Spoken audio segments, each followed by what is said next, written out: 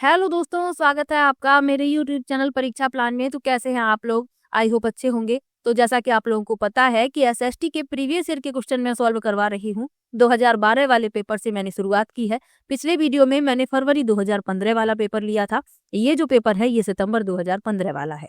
तो इसमें जो एसएसटी के क्वेश्चन है उनको मैं सॉल्व करवाऊंगी। तो चलिए वीडियो को शुरू करते हैं। वीडियो देखने के बाद यदि आपको अच्छा लगे, हेल्पफुल लगे तो वीडियो को लाइक और शेयर कीजिएगा, और यदि आप चैनल पर नए हैं तो चैनल को सब्सक्राइब कर लीजिए। तो चलिए शुरू करते हैं। पहला प्रश्न दिया गया है, सामाजिक विज्ञान के शिक्षण में चित्र कथा पट के प्रयोग के लिए सबसे महत्वपूर्ण कारण क्या है? पहला है घटनाओं का वर्णन करना, दूसरा है पाठ्य पुस्तकों को आकर्षक बनाना, तीसरा है एक पक्षी सूचना प्रदान करना, और चौथा है दिए गए वृत्तांत पर चर्चा को प्रोत्साहित करना। तो चित्र कथा पट यानी स्टोरी बोर्ड, ये क्या होता है? यह आरेखों की एक श्रृंखला है जो प्रदर्शनों का क्रम दर्शाती है। स्टोरी बोर्ड का उपयोग लगभग किसी भी उत्पादन एप्लीकेशन में किया जा सकता है जिसमें दृश्य के कल्पना की आवश्यकता होती है। सामाजिक विज्ञान शिक्षण में स्टोरी बोर्ड का उपयोग दिए गए कथा पर चर्चा को प्रोत्साहित करने में किया जाता है। तो इसमें आपका जो चौथा विकल्प है यही इस प्रश्न का उत्तर हो जाएगा कि दिए गए वृत्तांत पर चर्चा को प्रोत्साहित करना। चौथा विकल्प इस प्रश्न का उत्तर हो जाएगा। चलिए आगे बढ़ते हैं। लिखा है, भारतीय संसद की भूमिका एवं कार्य प्रणाली की समझ को विकसित करने के लिए निम्नलिखित में से कौन सा सबसे उचित क्रियाकलाप है? पहला है कार्यों एवं जिम्मेदारियों का प्रवाह आरेख, दूसरा है संसद के अवरोध पर समाचार पत्र के लेखन पर चर्चा, तीसरा है युवा संसद का आयोजन, और चौथा है विषय वस्तु का पठन।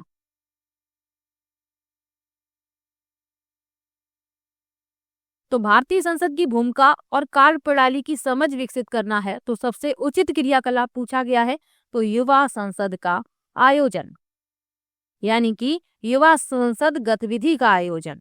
तीसरा विकल्प इस प्रश्न का उत्तर हो जाएगा।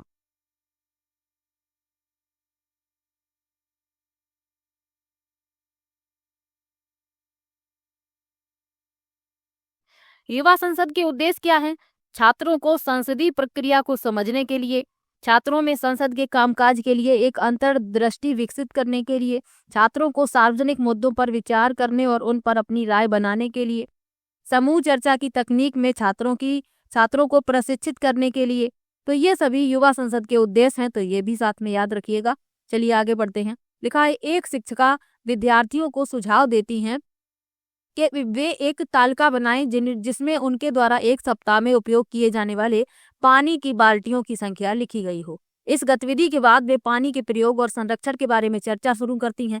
शिक्षिका कक्षा में किस प्रकार के अध्ययन को प्रोत्साहित कर रही हैं? पहला है समस्या समाधान विधि, दूसरा है पूछताछ विधि, तीसरा है निगमनात्मक विधि, और चौथा है वृत्त अध्ययन विधि।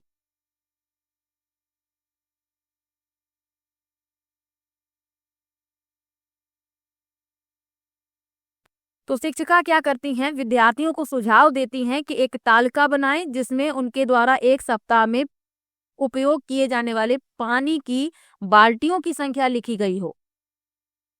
तो इसमें आपका चौथा विकल्प सही हो जाएगा, वृत्त अध्ययन विधि, यानी कि केस स्टडी मेथड। चौथा विकल्प इस प्रश्न का उत्तर हो जाएगा।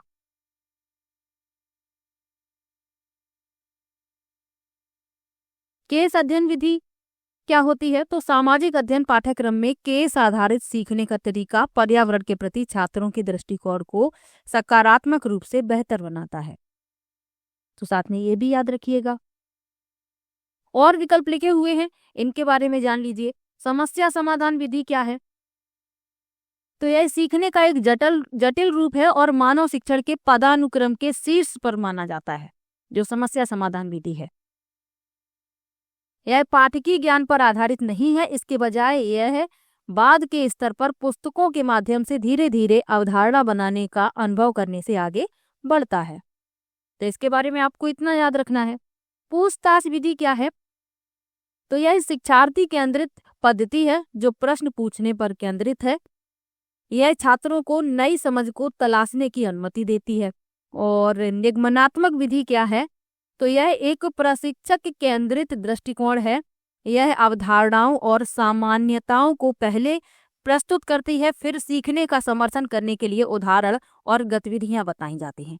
यानी कि निगमनात्मक विधि में क्या होता है, पहले नियम बताए जाते हैं, उसके बाद उदाहरण दिए जाते हैं। तो इन सब के बारे में भी आपको याद रखना है। चलिए आगे बढ़ते हैं। लिखा है सबसे उचित विकल्प को रिक्त स्थान में भरिए।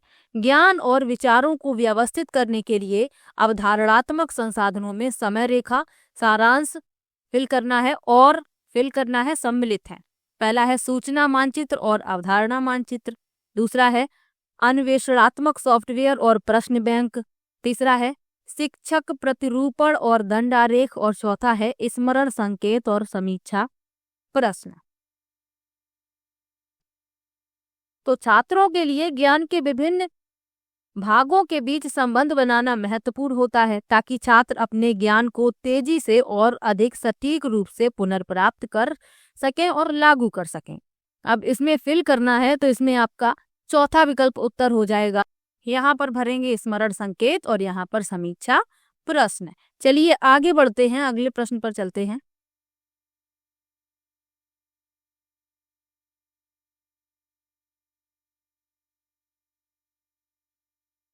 क्रियाकलाप आधारित प्रश्न सामाजिक विज्ञान के पाठ को पहला है लंबा बनाते हैं, दूसरा है विस्तृत बनाते हैं, तीसरा है आनंददायी बनाते हैं और चौथा है विवादास्पद बनाते हैं। तो गतिविधि आधारित यानी क्रियाकलाप आधारित प्रश्न सामाजिक विज्ञान के पाठ को आनंददायी बनाते हैं। तीसरा विकल्प इसमें सही हो जाएगा। चलिए आगे बढ़ते हैं, अगला प्रश्न है सामाजिक समस्याओं की समझदारी को विकसित करने के लिए निम्नलिखित में से सबसे उचित विधि कौन सी है।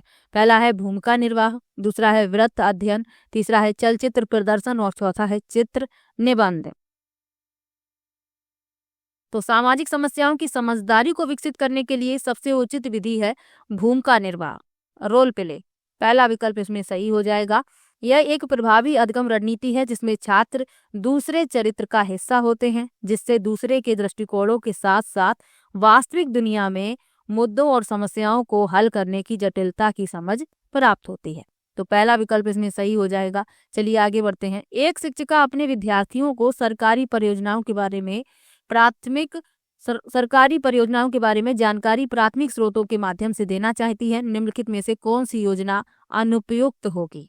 पहला है सरकारी योजनाओं पर पुस्तक की समीक्षा, दूसरा है एक खंड विकास अधिकारी के साथ साक्षात्कार, तीसरा है विद्यार्थियों के पड़ोस में लागू होने वाली योजनाओं पर सर्वे और चौथा है विद्यार्थियों के पड़ोस में लागू होने वाली परियोजनाओं पर हुए खर्च पर एक रिपोर्ट। तो प्राथमिक स्रोत क्या होते हैं।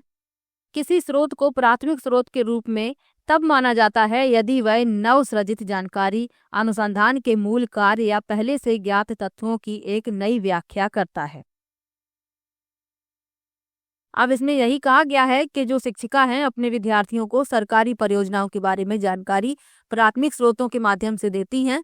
तो कौन सी योजना अनुपयुक्त है ये पूछा गया है। तो सरकारी परियोजनाओं पर पुस्तक की समीक्षा ये अनुपयुक्त है, तो यही इस प्रश्न का उत्तर हो जाएगा।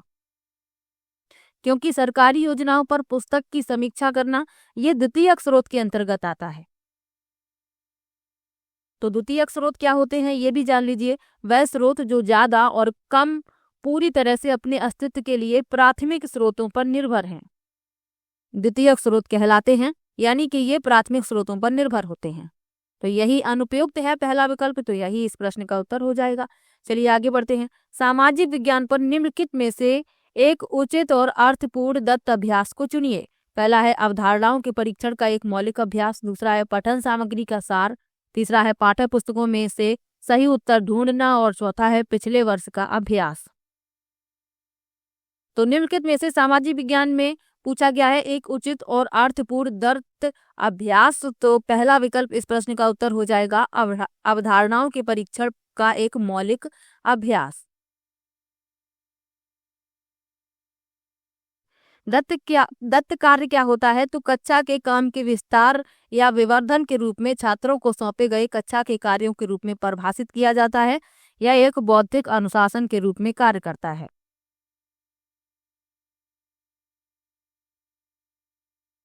चलिए आगे बढ़ते हैं। लिखा है लोकतांत्रिक संस्थाओं के प्रति विद्यार्थियों में दोषदर्शिता को रोकने के लिए निम्नलिखित में से कौन से दो विकल्प सबसे उचित होंगे? पहला है आदर्श कार्यप्रणाली एवं सिद्धांतों पर बल देना, दूसरा है संस्थानों के बदलाव में असंभावनाओं को इंगित करना, तीसरा है सामाजिक विषमता की अपरिहार्यता पर बल देना और चौथा है जागरूक जनता की भूमिका को इंगित करना।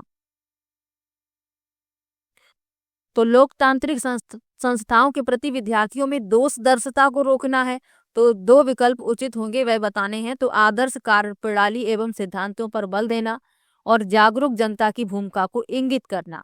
ए और डी इसमें सही है, दूसरा विकल्प इस प्रश्न का उत्तर हो जाएगा। लोकतांत्रिक संस्था क्या है? तो लोकतांत्रिक संस्था एक ऐसी संस्था को संदर्भित करती है जहां बहुमत से निर्णय लिए जाते हैं, तो ये भी साथ में याद रखिएगा। चलिए आगे बढ़ते हैं। उच्च प्राथमिक स्तर के सामाजिक विज्ञान की कक्षा में लैंगिक भूमिका पर विद्यार्थियों की बातचीत को प्रोत्साहित करने के लिए सबसे उत्तम विधि निम्नलिखित में से कौन सी है? पहला है अनुभवों पर निर्देशित चर्चा, दूसरा है विशेषज्ञ द्वारा व्याख्यान, तीसरा है प्रदर्शनी में जाना और चौथा है विद्यार्थियों द्वारा इंटरनेट में ढूंढना। तो प्रश्न में पूछा गया है कि उच्च प्राथमिक स्तर के सामाजिक विज्ञान की कक्षा में लैंगिक भूमिका पर विद्यार्थियों की बातचीत को प्रोत्साहित करना है, तो सबसे उत्तम विधि कौन सी होगी? अनुभवों पर निर्देशित चर्चा, पहला विकल्प इसमें सही हो जाएगा। यह एक सक्रिय शिक्षण विधि है जो छात्रों को अपने स्वयं के अनुभवों को प्रतिबिंबित करने, चिंतन के वैकल्पिक तरीकों का पता लगाने, किसी विषय से जुड़ने और विश्लेषणात्मक कौशल में सुधार के लिए प्रोत्साहित करती है।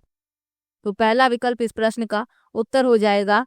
और लिंग एक विकसित अवधारणा है और इसका उपयोग समाज में महिलाओं और पुरुषों के अंतर को समझने के लिए किया जाता है। और लिंग भूमिका सामाजिक मानदंडों का संग्रह है। यह उस प्रकार के व्यवहार को निर्देशित करता है जो आमतौर पर उनके वास्तविक या कथित लिंग या लैंगिकता के आधार पर लोगों के लिए स्वीकार, उपयुक्त या वांछनीय माने जाते हैं। तो ये भी साथ में याद रखिएगा। चलिए आगे बढ़ते हैं। लिखा है पोर्टफोलियो सतत एवं व्यापक मूल्यांकन का एक महत्वपूर्ण माध्यम है क्योंकि यह पहला है क्रियान्वित करना सरल होता है, दूसरा है न्यूनतम सूचना प्रदान करता है, तीसरा है विद्यार्थियों में कौशल के विकास को इंगित करता है और चौथा है अनिवार्य है। तो सतत और व्यापक मूल्यांकन क्या होता है? तो यह एक छात्र मूल्यांकन प्रणाली है। यह विद्यालय की सभी गतिविधियों में छात्रों के विकास का आकलन करती है। यह छात्रों के शैक्षिक और सह शैक्षिक दोनों पहलुओं का मूल्यांकन करती है। तो ये आपको याद रखना है। पोर्टफोलियो क्या है इसके बारे में जान लीजिए। तो पोर्टफोलियो विद्यार्थी के काम, कौशल और सीखने की प्रगति का एक संग्रह होता है। अब इसमें पूछा गया है कि पोर्टफोलियो सतत एवं व्यापक मूल्यांकन का एक महत्वपूर्ण माध्यम है क्योंकि यह है। तो इसमें जो तीसरा विकल्प लिखा हुआ है विद्यार्थियों में कौशल के विकास को इंगित करता है, तीसरा विकल्प इस प्रश्न का उत्तर हो जाएगा।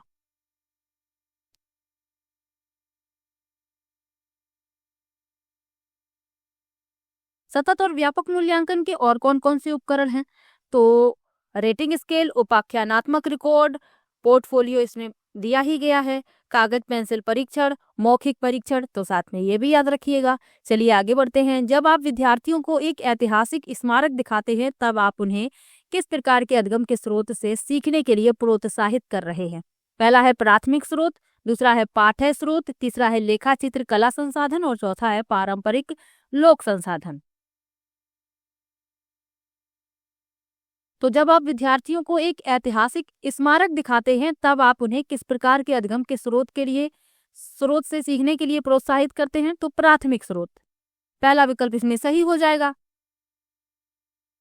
अभी आपको प्राथमिक स्रोत के बारे में बताया ही था, पहला विकल्प इसमें सही है। चलिए आगे बढ़ते हैं। कल्पना कीजिए कि आपको श्रीरंगपट्टनम के युद्ध और टीपू सुल्तान की मौत के बारे में खबर देने वाले दो पुराने अखबार मिलते हैं। एक अखबार ब्रिटेन का है और दूसरा मैसूर का है। दोनों अखबारों के लिए इन घटनाओं के बारे में एक एक सुर्खी लिखिए।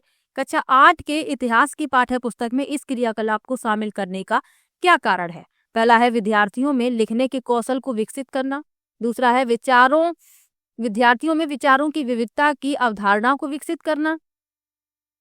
तीसरा है ब्रिटेन द्वारा राज्य में मिलाए जाने वाले अभिलेख तैयार करना। और चौथा है लोगों को ब्रिटिश नीतियों के बारे में बताना। तो प्रश्न में कहा गया है कि दो पुराने अखबार आपको मिलते हैं, एक ब्रिटेन का है और दूसरा मैसूर का है। तो दोनों अखबारों के लिए इन घटनाओं के बारे में एक एक सुर्खी लिखनी है। तो इसमें जो दूसरा विकल्प है यही इस प्रश्न का उत्तर हो जाएगा। इस क्रियाकलाप को शामिल करने का क्या कारण है कि विद्यार्थियों में विचारों की विविधता की अवधारणा को विकसित करना। दूसरा विकल्प इस प्रश्न का उत्तर हो जाएगा। चलिए आगे बढ़ते हैं। राष्ट्रीय पाठ्यचर्या की रूपरेखा 2005 यानी एनसीएफ 2005 सामाजिक विज्ञान के संदर्भ में सुझाती है कि बच्चे के विद्यालयी जीवन का मेल पहला है कक्षा के जीवन से होना चाहिए, बाहर के जीवन के साथ होना चाहिए, किताबी ज्ञान से जुड़ा होना चाहिए और चौथा है शिक्षकों की अपेक्षाओं के साथ होना चाहिए। तो एनसीएफ 2005 क्या कहता है कि बच्चे के विद्यालयी जीवन का मेल बाहर के जीवन के साथ होना चाहिए। दूसरा विकल्प इसमें सही हो जाएगा।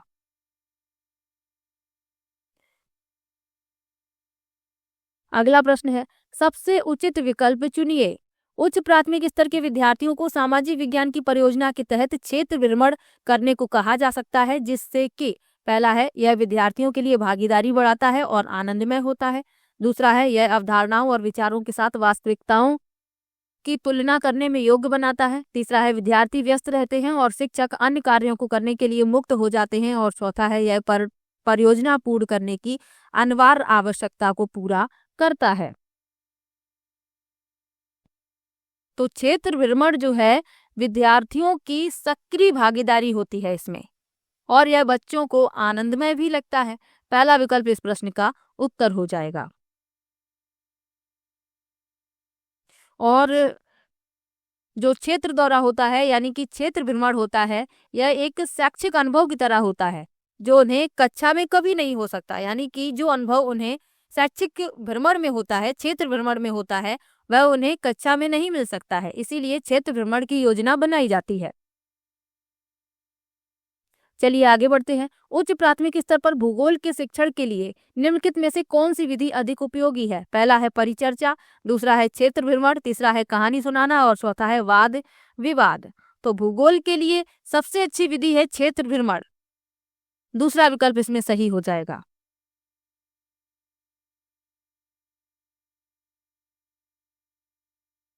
अगला प्रश्न है उच्च प्राथमिक स्तर पर सामाजिक एवं राजनीतिक जीवन की पाठ्य पुस्तक का शिक्षण निम्नलिखित में से किस एक उपागम पर बल देता है? पहला है वास्तविक जीवन की स्थितियों से सीखना, दूसरा है परिभाषाओं द्वारा सीखना, तीसरा है रट करके सीखना और चौथा है अवधारणाओं के संश्लेषण से सीखना। तो उच्च प्राथमिक स्तर पर सामाजिक एवं राजनीतिक जीवन की पाठ्य पुस्तक का शिक्षण वास्तविक जीवन की स्थितियों में सीखने के उपागम पर बल देता है। पहला विकल्प इसमें सही हो जाएगा।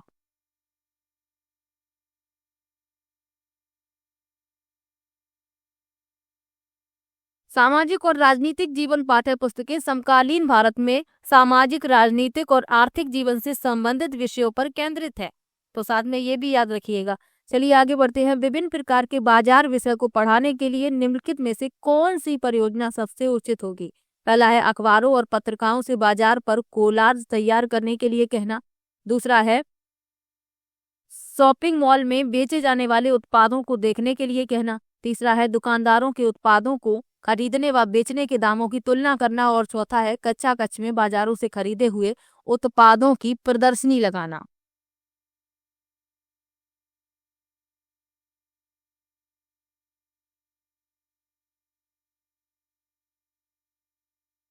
तो प्रश्न में पूछा गया है कि विभिन्न प्रकार के बाजार विषय को पढ़ाने के लिए कौन सी परियोजना सबसे अधिक उचित होगी? तो अखबारों और पत्रिकाओं से बाजार पर कोलाज तैयार करने के लिए कहना, पहला विकल्प इसमें सही हो जाएगा। यह उत्कृष्ट पेशी कौशल निर्माण में मदद करेगा। यह व्यक्ति के अपने विचार को व्यक्त करने में मदद करेगा। छात्रों को नई चीजों को करने का प्रयास करने और बदलती सामग्री के साथ प्रयोग करने की अनुमति देगा। तो ये सब भी साथ में याद रखिएगा। और यह विस्तृत खेल में बच्चों की इंद्रियों को आकर्षित करेगा और संज्ञानात्मक, सामाजिक, भावनात्मक एवं बहुविषयक कौशल के विकास में सहायता भी करेगा। तो पहला विकल्प इस प्रश्न का उत्तर हो जाएगा। चलिए आगे बढ़ते हैं। लिखा है अशोक के अधिकतर अभिलेख निम्नलिखित लिपियों में से किसमें लिखे गए थे। इंपॉर्टेंट प्रश्न है, सीटेट के अलावा भी यह कई प्रतियोगी परीक्षाओं में पूछा जाता है। पहला विकल्प है देवनागरी, दूसरा है ब्राह्मी, तीसरा है तमिल और चौथा है ओचकी। तो सबसे प्रसिद्ध मौर्य शासक था अशोक। इनके पिता का नाम था बिंदुसार। और इस प्रश्न में पूछा गया है कि अशोक के अधिकतर अभिलेख निम्नलिखित लिपियों में से किसमें लिखे गए थे। तो ब्राह्मी लिपि में। दूसरा विकल्प इसमें सही हो जाएगा।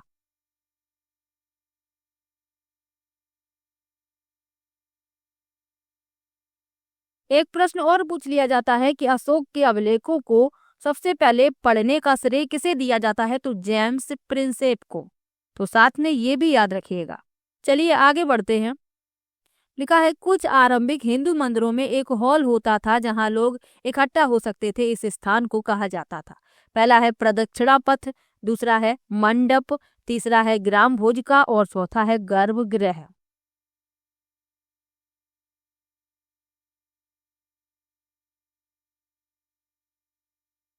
तो प्रश्न में कहा ही गया है कि कुछ आरंभिक हिंदू मंदिरों में एक हॉल होता था जहां लोग इकट्ठा होते थे। तो यह मंडप कहलाता था। दूसरा विकल्प इसमें सही हो जाएगा। और विकल्प लिखे हुए हैं, इनके बारे में जान लीजिए। प्रदक्षिणा पथ क्या होता था। तो प्रदक्षिणा पथ स्तूप के चारों ओर परिक्रमा पथ होता था जहां लोग परिक्रमा करते थे। ग्राम भोज का, तो सबसे बड़ा जमींदार जो होता था उसे ग्राम भोजक या ग्राम भोजका कहा जाता था। और गर्भगृह क्या होता था। गर्भगृह वह स्थान होता था जहां देवी या देवता की प्रतिमा को स्थापित किया जाता था। तो गर्भगृह से प्रश्न पूछा जा चुका है। इसके पहले वाले पेपर जो मैंने करवाए हैं उनमें इस तरीके का प्रश्न पूछा गया है। तो सबके बारे में आपको जानना आवश्यक है। चलिए आगे बढ़ते हैं। लिखा है विनय पिटक ग्रंथ निम्नलिखित में से किससे संबंधित है। पहला है संस्कृत व्याकरण, दूसरा है महावीर के उपदेश, तीसरा है जरतुस्त के विचार और चौथा है बौद्ध संघ के नियम। तो इसमें आपका चौथा विकल्प उत्तर हो जाएगा बौद्ध संघ के नियम। विनय पिटक में संघ या मठ के आदेश में शामिल होने के लिए नियम और कानून शामिल थे। तो ये भी याद रखिएगा साथ में। बौद्ध धर्म की स्थापना गौतम बुद्ध के द्वारा की गई। गौतम बुद्ध को ज्ञान की प्राप्ति बोध गया में हुई। इन्होंने अपना पहला उपदेश सारनाथ में दिया और इनका परिनिर्वाण हुआ था कुशीनगर में। तो साथ में आपको ये सब भी याद रखना है। और इनका जन्म लुम्बिनी में हुआ था, ये भी याद रखिएगा। चलिए आगे बढ़ते हैं। राजा हर्षवर्धन के दरबारी कवि बाल भट्ट ने उनकी जीवनी हर्षचरित निम्नलिखित भाषाओं में से किसमें लिखी। पहला है उर्दू, दूसरा है संस्कृत, तीसरा है प्राकृत और चौथा है हिंदी।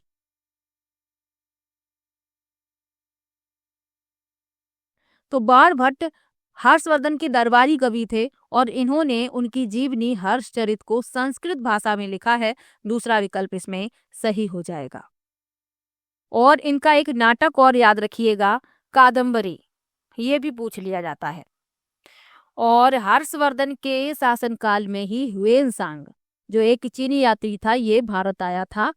तो ये भी याद रखिएगा। और ह्वेनसांग की पुस्तक याद रखिएगा, CU की। चलिए आगे बढ़ते हैं। लिखा है जैन और बौद्ध भिक्षु भिक्षुणियों के लिए आरंभिक विहार बने होते थे। पहला है लकड़ी के, दूसरा है ईंटों के, तीसरा है मिट्टी के और चौथा है पत्थर के। तो जैन और बौद्ध भिक्षु भिक्षुणियों के लिए आरंभिक विहार लकड़ी के बने होते थे। पहला विकल्प इसमें सही हो जाएगा। अगला प्रश्न है कन्नौज पर लंबे समय तक त्रिपक्षीय संघर्ष किन तीन राजवंशों के बीच चला। पहला है गुर्जर प्रतिहार, पाल और चोल, दूसरा है राष्ट्रकूट, चोल और पाल, तीसरा है गुर्जर प्रतिहार, राष्ट्रकूट और चोल और चौथा है पाल, राष्ट्रकूट और गुर्जर प्रतिहार। तो सदियों से गुर्जर प्रतिहार, राष्ट्रकूट और पाल राजवंशों के शासकों ने कन्नौज पर नियंत्रण के लिए लड़ाई लड़ी। इतिहासकार अक्सर इसे त्रिपक्षीय संघर्ष के रूप में वर्णित करते हैं। तो इसमें आपका चौथा विकल्प उत्तर हो जाएगा, पाल, राष्ट्रकूट और गुर्जर प्रतिहार।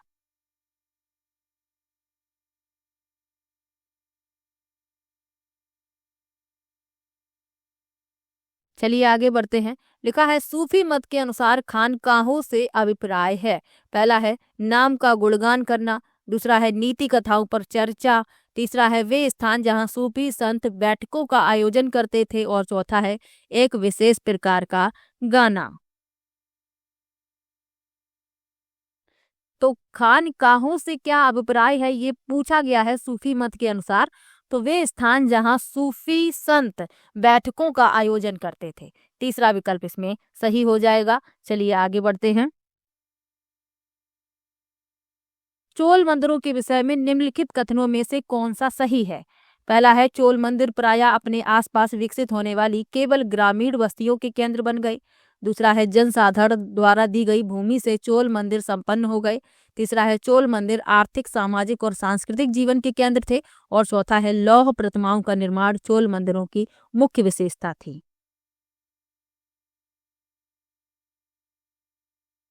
चोल साम्राज्य की स्थापना विजयालय ने 9वीं शताब्दी में की थी और चोल की राजधानी तंजौर थी। ये आप याद रखिएगा। अब इसमें पूछा गया है कि चोल मंदिरों के विषय में जो कथन सही है वह बताइए। तो चोल मंदिर प्रायः अपने आसपास विकसित होने वाली केवल ग्रामीण बस्तियों के केंद्र बन गए। पहला विकल्प इस प्रश्न का उत्तर हो जाएगा। चोल मंदिरों के उदाहरण क्या हैं?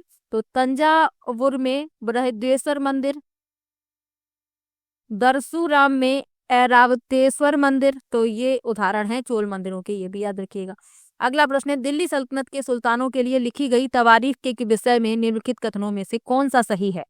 पहला है ये दिल्ली सल्तनत की प्रशासनिक भाषा उर्दू में लिखी गई। दूसरा है तवारीख उन लोगों द्वारा लिखी गई जो शायद ही नगरों में रहे। तीसरा है तवारीख के लेखक शासकों को अच्छे शासन की आवश्यकता और न्याय संगत शासन पर बल देते थे। और चौथा है लेखकों द्वारा तवारीख सुल्तानों से ढेर सारे इनाम पाने के लिए नहीं लिखी गई।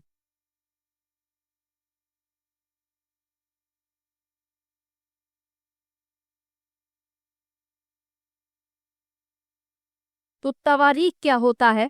तवारीख एक फारसी शब्द है जिसका अर्थ है इतिहास या घटनाओं की सूची। अब इसमें पूछा गया है कि दिल्ली सल्तनत के सुल्तानों के लिए लिखी गई तवारीख के विषय में जो कथन सत्य है वह बताइए। तो इसमें जो तीसरा विकल्प लिखा हुआ है कि तवारीख के लेखक शासकों को अच्छे शासन की आवश्यकता और न्याय संगत शासन पर बल देते थे, तीसरा विकल्प इस प्रश्न का उत्तर हो जाएगा।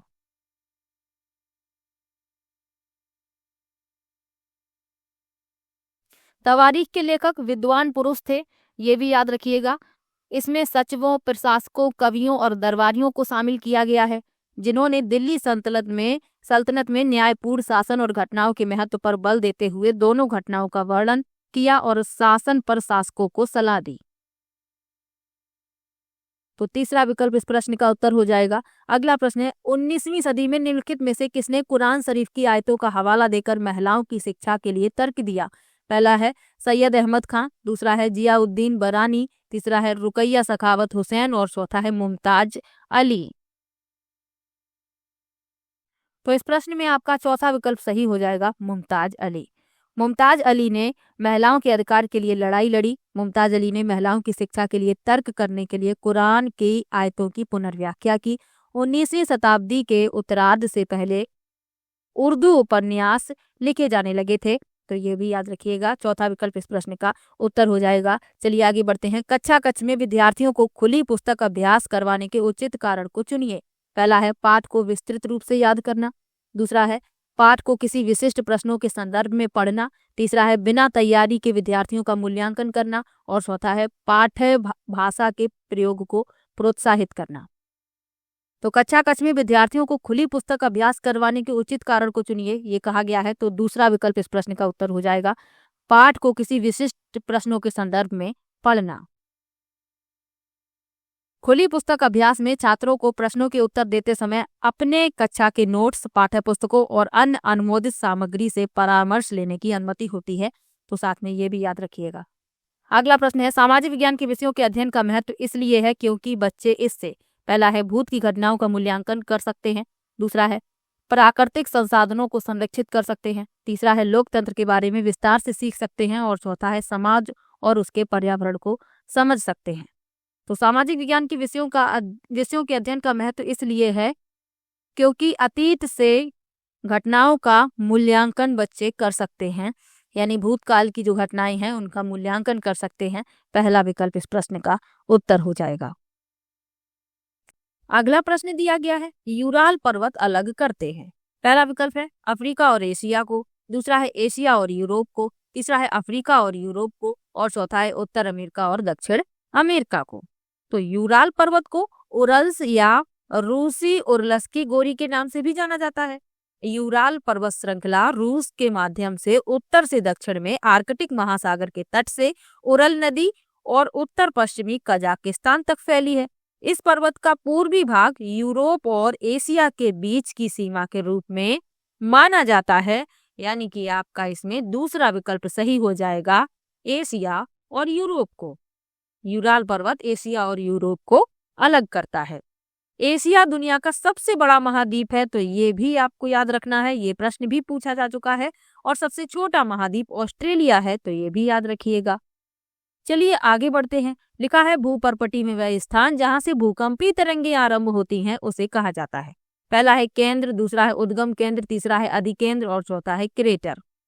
तो भूपर्पटी में वह स्थान जहां से भूकंपी तरंगें आरंभ होती हैं उसे उद्गम केंद्र कहते हैं। दूसरा विकल्प इसमें सही हो जाएगा।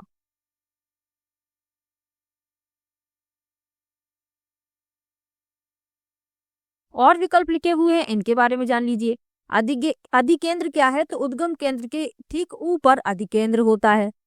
क्रेटर क्या है, तो जब कोई उल्कापिंड किसी ग्रह की सतह से टकराता है तो वह एक गहरा गड्ढा बनाता है जिसे क्रेटर कहा जाता है, और ज्वालामुखी के फटने से भी क्रेटर बनते हैं, तो ये भी याद रखिएगा। चलिए आगे बढ़ते हैं। लिखा है वायुमंडल की निम्नलिखित परतों में से कौन सी परत हवाई जहाज उड़ाने के लिए सबसे आदर्श परत है। पहला विकल्प है क्षोभ मंडल, दूसरा है समताप मंडल, तीसरा है मध्य मंडल और चौथा है ताप मंडल।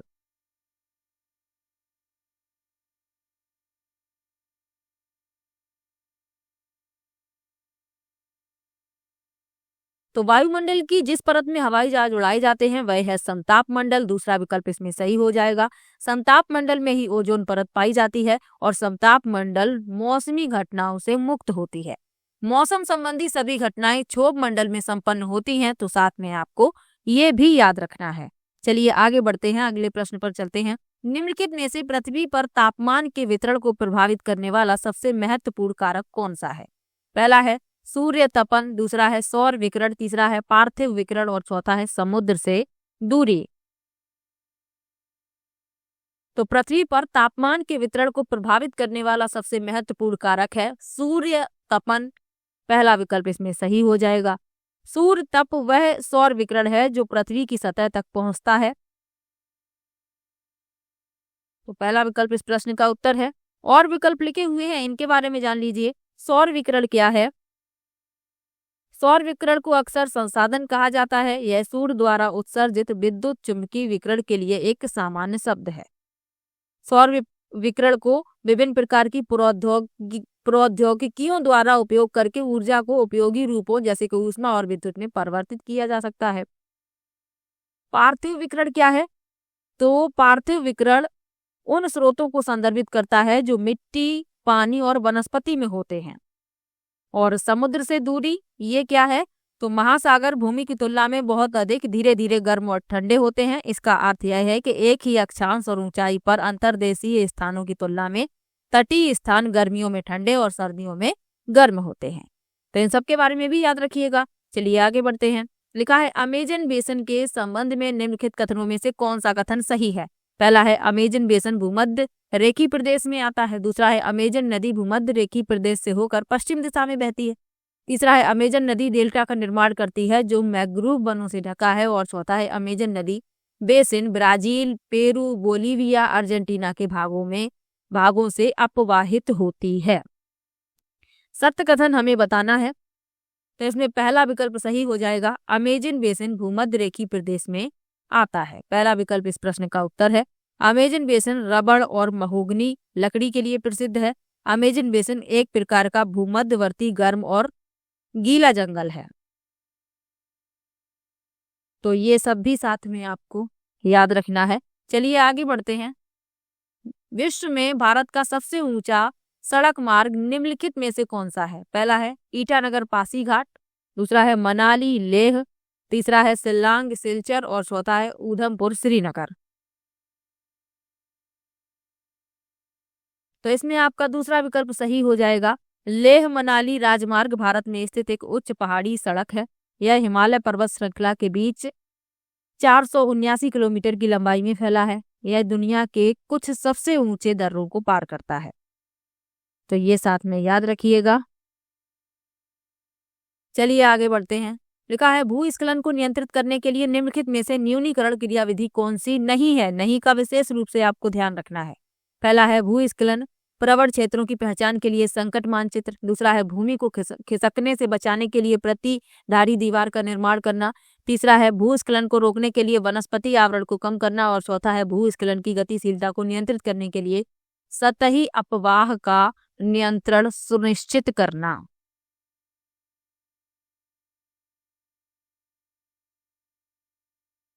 तो भूस्खलन को एक ढलान के नीचे चट्टान, मलबे या पृथ्वी के द्रव्यमान की गति के रूप में परिभाषित किया जाता है। भूस्खलन बड़े पैमाने पर प्रलय लाते हैं, यानी कि इनसे बहुत अधिक नुकसान होता है। अब इसमें पूछा गया है कि नियंत्रित करने के लिए न्यूनीकरण क्रियाविधि कौन सी नहीं है? तो इसमें आपका जो तीसरा विकल्प लिखा हुआ है भूस्खलन को रोकने के लिए वनस्पति आवरण को कम करना, ये पूरी तरीके से गलत है, क्योंकि भूस्खलन को रोकने के लिए हमें अधिक से अधिक वन आवरण करना चाहिए, यानी अधिक से अधिक वृक्षों को लगाना चाहिए। वनस्पति को कम करना ये पूरी तरीके से गलत है और गलत ही पूछा गया था, तो ये इस प्रश्न का उत्तर हो जाएगा। चलिए आगे बढ़ते हैं। निम्नलिखित में से किसके उत्पादों को काला सोना कहा जाता है? पहला है कोयला, दूसरा है सोना, तीसरा है पेट्रोलियम और चौथा है तांबा। तो किसके उत्पादों को काला सोना कहा जाता है? पेट्रोलियम के उत्पादों को, तीसरा विकल्प इसमें सही हो जाएगा। पेट्रोलियम और उसके व्युत्पन्न को काला सोना कहा जाता है क्योंकि ये बहुत मूल्यवान होते हैं। और पेट्रोलियम के व्युत्पन्न क्या क्या है? पेट्रोल, डीजल, मिट्टी का तेल, पैराफिन, मोम, ये सभी पेट्रोलियम के व्युत्पन्न हैं। तो साथ में आपको ये सब भी याद रखने हैं, प्रश्न पूछ लिया जाता है। चलिए आगे बढ़ते हैं। लिखा है निम्नलिखित में से कौन सा भारत का परमाणु ऊर्जा संयंत्र नहीं है? पहला है कलपक्कम, दूसरा है तारापुर, तीसरा है नरोरा, चौथा है पोखरण। तो भारत का परमाणु ऊर्जा संयंत्र नहीं है पोखरण, चौथा विकल्प इस प्रश्न का उत्तर हो जाएगा।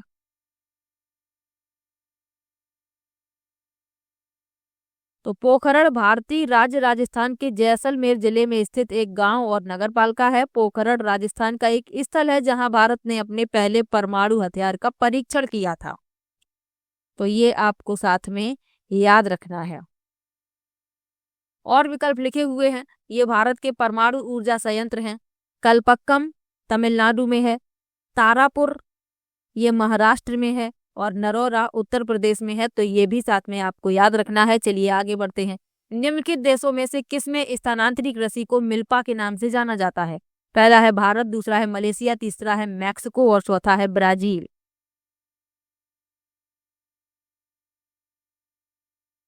तो मिल्पा के नाम से स्थानांतरित कृषि को जाना जाता है मैक्सिको में, तीसरा विकल्प इसमें सही हो जाएगा।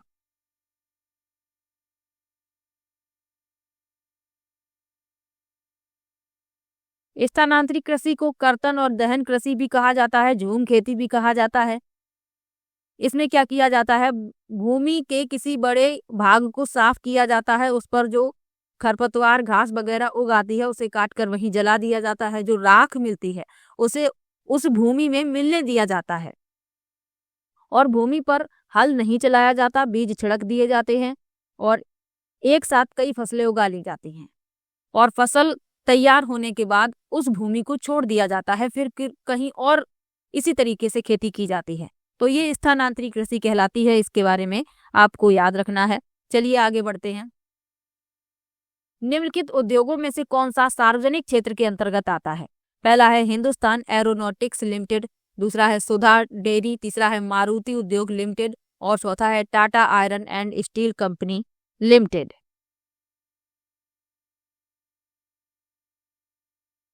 तो सार्वजनिक क्षेत्र के अंतर्गत आता है हिंदुस्तान एरोनॉटिक्स लिमिटेड, पहला विकल्प इसमें सही हो जाएगा।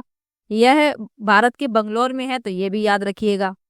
चलिए आगे बढ़ते हैं। ग्राम सभा के बारे में निम्नलिखित कथनों में से कौन सा सही है? पहला है, यह जिले में सभी गांवों के सरपंचों की बैठक का स्थल है। दूसरा है, ग्राम सभा का सचिव ग्राम सभा और ग्राम पंचायत की बैठक बुलाने तथा कार्यवाही का आलेख रखने के लिए उत्तरदायी होता है। सभी ग्राम पंचायतों की विकास संबंधी योजनाओं का ग्राम सभा में पुनरीक्षण किया जाता है। और चौथा है, ग्राम सभा सभी ग्राम पंचायतों को धनराशि के वितरण को नियमित करती है। तो ग्राम सभा के बारे में सत्य कथन बताना है। ग्राम सभा पंचायती राज व्यवस्था का प्राथमिक निकाय है और यह एक स्थायी निकाय है, ये भी याद रखिएगा। अब इसमें जो सत्य कथन है वह है दूसरा विकल्प, ग्राम सभा का सचिव ग्राम सभा और ग्राम पंचायत की बैठक बुलाने तथा कार्यवाही का आलेख करने के लिए उत्तरदायी होता है। दूसरा विकल्प इस प्रश्न का उत्तर हो जाएगा।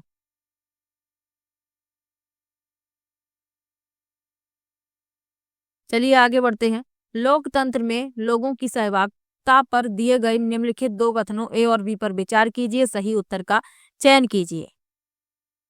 पहला लिखा हुआ है, लोकतंत्र में सामाजिक आंदोलनों को संगठित करना सरकार और उसके कार्यों को चुनौती देने का एक तरीका है। दूसरा है, लोकतंत्र सभी लोगों को भागीदार होने की अनुमति देता है, लेकिन समाज के सभी वर्गों के लोग ऐसा करने में समर्थ नहीं होते। तो लोकतंत्र सरकार का एक रूप है जिसमें शासक जनता द्वारा चुने जाते हैं। लोकतंत्र लोगों की सरकार है, लोगों द्वारा और लोगों के लिए। लोकतंत्र में नागरिकों की प्रमुख भूमिका सार्वजनिक जीवन में भाग लेना है। अब इसमें जो सत्य कथन है वह बताने हैं, तो दोनों ही सत्य लिखे हुए हैं। लोकतंत्र में सामाजिक आंदोलनों को संगठित करना सरकार और उसके कार्यों को चुनौती देने का एक तरीका है और लोकतंत्र सभी लोगों को भागीदार होने की अनुमति देता है, लेकिन समाज के सभी वर्गों के लोग ऐसा करने में समर्थ नहीं होते। तो ए और बी दोनों ही सत्य हैं, दूसरा विकल्प इस प्रश्न का उत्तर हो जाएगा। चलिए आगे बढ़ते हैं। निम्नलिखित में से कौन सा तिब्बत का राष्ट्रीय ग्रंथ है? पहला है बुद्ध सागा, दूसरा है केसर सागा, तीसरा है सिद्ध सागा और चौथा है निर्वाण सागा। तो तिब्बत का राष्ट्रीय ग्रंथ है केसर सागा, दूसरा विकल्प इसमें सही हो जाएगा।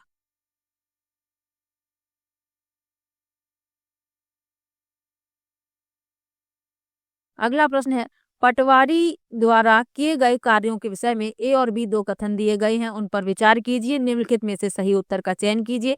पटवारी एक गांव अथवा गांवों के समूह की भूमिका का अद्यतन लेखा जोखा रखता है। पटवारी अपने अधिकार क्षेत्र में उगाई गई फसलों के बारे में सरकार को सूचना देने के लिए उत्तरदायी होता है। तो पटवारी के संबंध में सत्य कथन बताने हैं।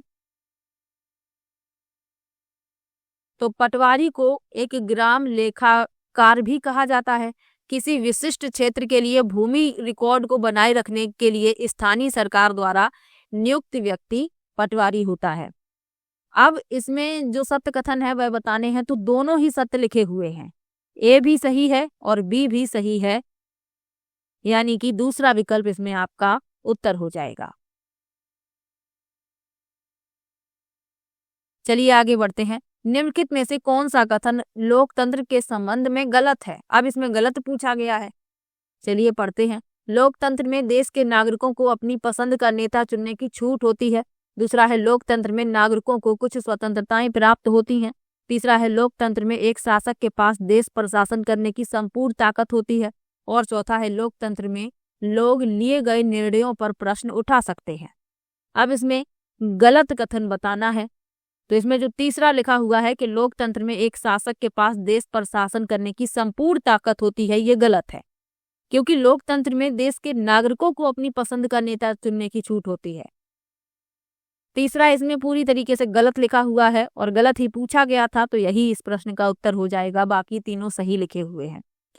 अगला प्रश्न है, अभियानों के फलस्वरूप महिलाओं के संरक्षण के लिए नए कानून बने। निम्नलिखित प्रताड़नाओं में से किस एक के कारण महिलाओं को संरक्षित करने के लिए 2006 में एक कानून बना? पहला है घरेलू हिंसा, दूसरा है यौन प्रताड़ना, तीसरा है बच्चों के साथ दुर्व्यवहार और चौथा है असमान वेतन।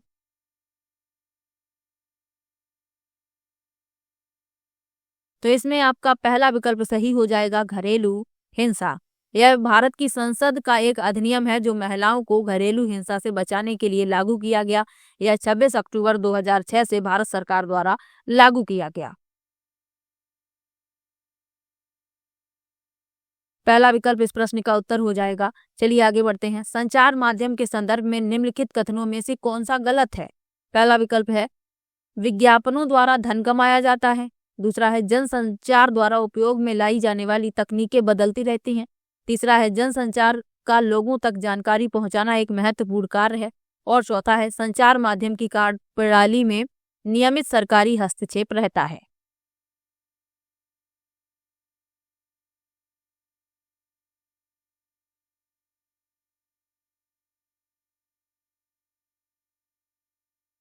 तो संचार माध्यम के संबंध में गलत कथन बताना है तो चौथा विकल्प इस प्रश्न का उत्तर हो जाएगा। संचार माध्यम की कार्यप्रणाली में नियमित सरकारी हस्तक्षेप रहता है, ये गलत है।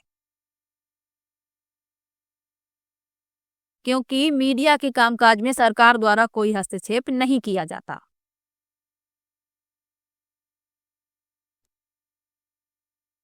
अगला प्रश्न है समाचार चैनल पर विज्ञापन का मूल्य निर्भर होता है। पहला है चैनल की लोकप्रियता के द्वारा, दूसरा है दर्शकों की मांग, तीसरा है बड़े व्यापारिक घरानों पर और चौथा है कंपनी क्षेत्र पर। तो समाचार चैनल पर विज्ञापन देने की लागत मुख्य रूप से चैनल की लोकप्रियता पर निर्भर करती है। यानी विज्ञापन का जो मूल्य है वह चैनल की लोकप्रियता पर निर्भर करता है। चलिए आगे बढ़ते हैं। लिखा है जनहित याचिका के संदर्भ में नीचे दिए गए कथनों पर विचार कीजिए और सही उत्तर का चयन कीजिए। ए दिया गया है यह एक ऐसी व्यवस्था है जिसके माध्यम से सरकार के क्रियाकलापों के विषय में आवश्यक जानकारी प्राप्त करते हैं। दूसरा है यह एक ऐसी व्यवस्था है जिसके माध्यम से किसी व्यक्ति या संस्था को जिनके अधिकारों का उल्लंघन हुआ है उन्हें न्याय पाने के लिए उच्च न्यायालय या सर्वोच्च न्यायालय में याचिका दायर करने का अधिकार दिया गया है।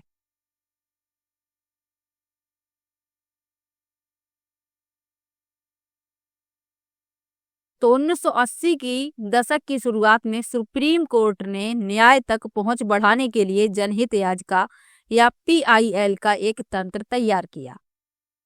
इसने किसी भी व्यक्ति या संगठन को उन लोगों की ओर से उच्च न्यायालय या सर्वोच्च न्यायालय में जनहित याचिका दायर करने की अनुमति दी जिनके अधिकारों का उल्लंघन किया जा रहा था। तो इसमें बी सही लिखा हुआ है। जो बी है वह सही है, ए गलत है। ए गलत, बी सही, तीसरा विकल्प इस प्रश्न का उत्तर हो जाएगा।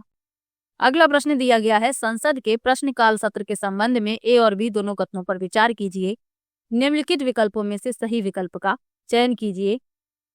पहला लिखा हुआ है सांसद सरकार के कामकाज के बारे में जानकारी प्राप्त करते हैं और बी कह रहा है यह एक ऐसी व्यवस्था है जिसमें कार्यकारिणी विधायिका को नियंत्रित करती है। तो प्रश्नकाल के बारे में जान लीजिए। संसद सत्र के दौरान प्रश्नकाल से शुरू होती है। प्रश्नकाल एक महत्वपूर्ण तंत्र है जिसके माध्यम से सांसद सरकार के कामकाज के बारे में जानकारी प्राप्त करते हैं। तो इसमें ए सही है। बी कह रहा है यह एक ऐसी व्यवस्था है जिसमें कार्यकारिणी विधायिका को नियंत्रित करती है, ये गलत है।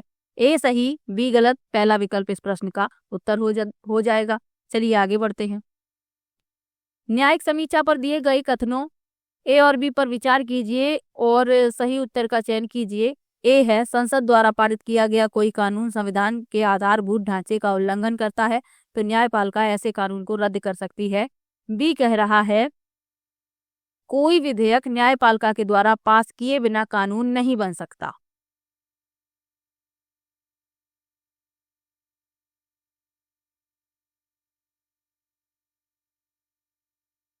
तो इसमें जो ए कथन लिखा हुआ है ये सही लिखा हुआ है। संविधान के अंतिम व्याख्याकार के रूप में न्यायपालिका के पास संसद द्वारा पारित विशेष कानून को रद्द करने की शक्ति होती है। तो इसमें पहला सही लिखा हुआ है कि संसद द्वारा पारित किया गया कोई कानून संविधान के आधारभूत ढांचे का उल्लंघन करता है तो न्यायपालिका ऐसे कानून को रद्द कर सकती है, पहला सही है। और बी कह रहा है कि कोई विधेयक न्यायपालिका के द्वारा पास किए बिना कानून नहीं बन सकता तो ये गलत है। ए सही, बी गलत, पहला विकल्प इस प्रश्न का उत्तर हो जाएगा। बी क्यों गलत है ये भी जान लीजिए। कोई भी विधेयक जिससे संसद के दोनों सदनों से पारित होने के बाद राष्ट्रपति की स्वीकृति मिल जाती है तभी वह कानून बनता है। तो बी इसीलिए गलत है, इसमें गलत लिखा हुआ था। ए सही बी गलत, पहला विकल्प उत्तर है। चलिए आगे बढ़ते हैं। लिखा है भारतीय संविधान के अनुसार भारतीय धर्मनिरपेक्ष राज्य के बारे में निम्नलिखित कथनों में से कौन सा गलत है। पहला लिखा है भारतीय राज्य किसी एक विशिष्ट धार्मिक समूह द्वारा शासित नहीं है। दूसरा है राज्य किसी धर्म विशेष को ना तो थोपेगा और ना ही लोगों की धार्मिक स्वतंत्रता को छीनेगा। सी कह रहा है राज्य सरकारी संस्थानों को धर्म विशेष के विशिष्ट मूल्यों को प्रदर्शित और प्रोन्नत करने की अनुमति प्रदान करता है। और चौथा कह रहा है राज्य धर्म से एकदम पृथक नहीं है परंतु वह धर्म से एक निश्चित दूरी बनाता है। अब इसमें जो गलत है वह हमें बताना है।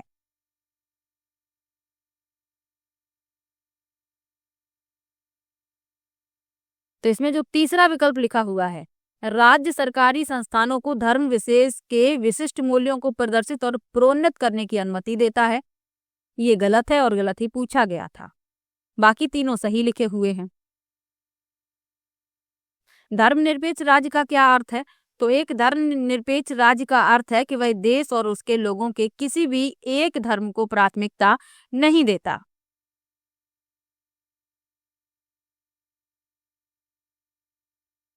यानी कि सभी धर्मों को समान दर्जा प्रदान किया जाता है। तो ये धर्मनिरपेक्ष राज्य का अर्थ है, ये भी याद रखिएगा। चलिए आगे बढ़ते हैं। लिखा है भारतीय राज्य की सरकारें किस प्रकार की हैं। पहला है साम्यवादी सरकार, दूसरा है पूंजीवादी सरकार, तीसरा है अध्यक्षात्मक सरकार और चौथा है लोकतांत्रिक सरकार। तो भारतीय राज्य की सरकार लोकतांत्रिक सरकार है, चौथा विकल्प इसमें सही हो जाएगा। और विकल्प लिखे हुए हैं उनके बारे में भी जान लीजिए। साम्यवादी सरकार क्या है? तो सरकार के साम्यवादी रूप में राज्य एक साम्यवादी पार्टी द्वारा प्रबंधित और शासित होता है। यानी जैसे उदाहरण जैसे कि चीन है। पूंजीवादी सरकार क्या है? तो सरकार के पूंजीवादी रूप में उत्पादन या कीमतों में सरकार की कोई भूमिका नहीं होती, उदाहरण के लिए कनाडा।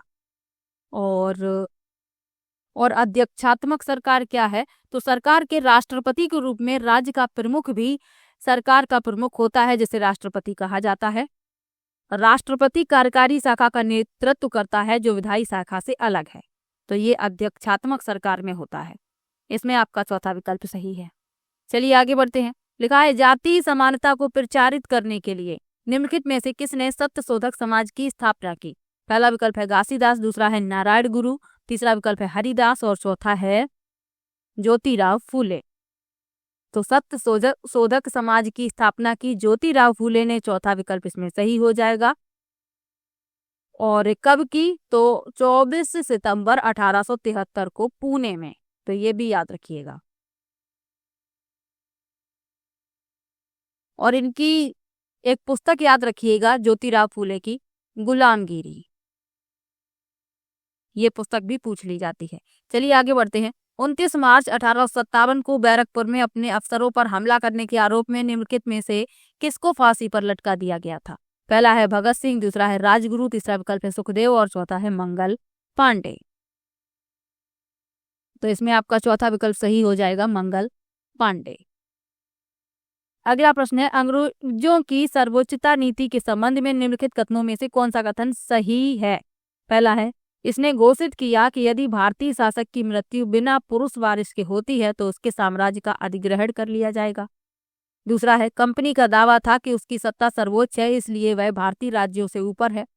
तीसरा है इसने इस बात पर बल दिया कि प्राच्य जानकारी के विपरीत यूरोपीय जानकारी देने का तरीका व्यवहारिक रूप से लाभकारी है। और चौथा विकल्प है इसने घोषित किया कि इंग्लैंड में कोई अन्य व्यापार करने वाला समूह ईस्ट इंडिया कंपनी से स्पर्धा नहीं करेगा।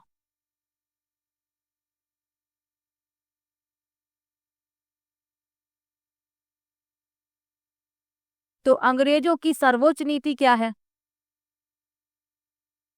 तो लॉर्ड हेस्टिंग्स के तहत सर्वोपरि की एक नई नीति शुरू की गई। अब कंपनी ने दावा किया कि उसका अधिकार सर्वोपरि या सर्वोच्च था, इसलिए उसकी शक्ति भारतीय राज्यों की तुलना में अधिक थी, यानी कि दूसरा विकल्प इसमें सही हो जाएगा। कंपनी का दावा था कि उसकी सत्ता सर्वोच्च है, इसलिए वह भारतीय राज्यों से ऊपर है। दूसरा विकल्प इसमें उत्तर हो जाएगा। चलिए आगे बढ़ते हैं। ग्रहों के निम्नलिखित समूहों में से किस समूह के चारों ओर छल्ले हैं? पहला है शनि शुक्र मंगल, दूसरा है शनि बृहस्पति यूरेनस, तीसरा है शनि नेपच्यून मंगल और चौथा है शनि शुक्र नेपच्यून। तो सौरमंडल में 8 ग्रह हैं। कौन कौन से हैं? बुध, शुक्र, पृथ्वी, मंगल, बृहस्पति, शनि, अरुण, वरुण। अब इसमें छल्ले वाले ग्रह पूछे गए हैं, तो छल्ले वाले ग्रह हैं शनि, बृहस्पति और यूरेनस। दूसरा विकल्प इसमें सही हो जाएगा।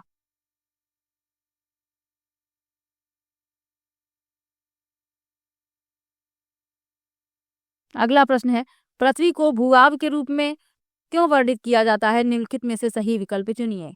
पहला है पृथ्वी ध्रुवों के पास थोड़ी चपटी है, दूसरा है पृथ्वी ना तो अधिक गर्म है ना ही अधिक ठंडी, तीसरा है पृथ्वी की 2/3 सतह जल से ढकी है और चौथा है जीवन के लिए अनुकूल परिस्थितियां केवल पृथ्वी पर पाई जाती हैं।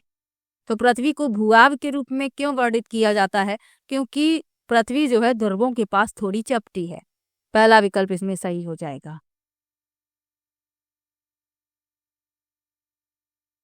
आखिरी प्रश्न है, पृथ्वी से चंद्रमा का केवल एक ही भाग दिखाई पड़ता है, क्योंकि? पहला है चंद्रमा अपने अक्ष पर एक चक्कर पूरा करने से कहीं अधिक समय पृथ्वी का चक्कर पूरा करने में लेता है।